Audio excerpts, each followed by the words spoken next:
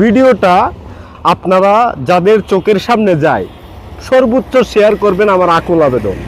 কারণ এইগুলা পরিবেশ, রাস্তার মধ্যে নাস্তা, সরি মানে মানুষের নাস্তা করে বা খাওয়া দাওয়া করে যত বর্জ্য পদার্থ আছে সমস্ত বর্জ্য পদার্থ এই জায়গায় ফেলায়। আমি এখন দাঁড়িয়ে আছি কটিয়াদি বাস স্ট্যান্ডের খুব কাছেই।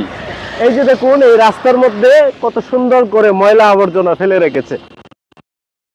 ভিডিওটা আপনারা যাদের চোখের সামনে যায় সর্বোচ্চ শেয়ার করবেন, আমার আকুল আবেদন।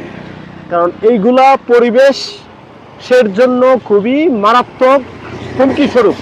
এবং এই যে রাস্তা অনেকটা পরিমাণ জায়গায় এই ময়লা দিয়ে কিন্তু এরা ভরাট করে ফেলেছে, ঠিক আছে? তো রাস্তার মধ্যে কেন ময়লা ফেলবে? কটিয়াদি পৌরসভা কর্তৃপক্ষের দৃষ্টি আকর্ষণ করছি যে আপনারা এটা সঠিক ওয়াকিবহাল রাখেন।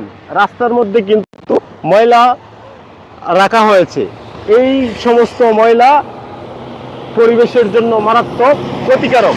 পাশাপাশি রাস্তার মানে জায়গাটা পরিমাপটা কিন্তু কমে গেছে এই ময়লা ফেলানোর কারণে। যে কোনো সময় এখানে কিন্তু দুর্ঘটনা ঘটতে পারে। প্রিয় দর্শক, আমি চাই ভিডিওটি আপনারা সর্বোচ্চ শেয়ার করে কর্তৃপক্ষের দৃষ্টি আকর্ষণ করার।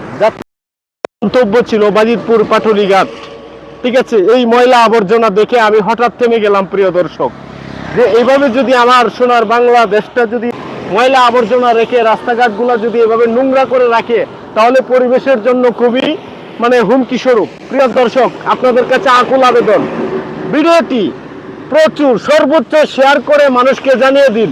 আমার নাকে দুর্গন্ধ আসতেছে, ঠিক আছে? আমার নাকে দুর্গন্ধ আসতেছে, এরপর আমি ভিডিওটা করছি কারণ আপনারা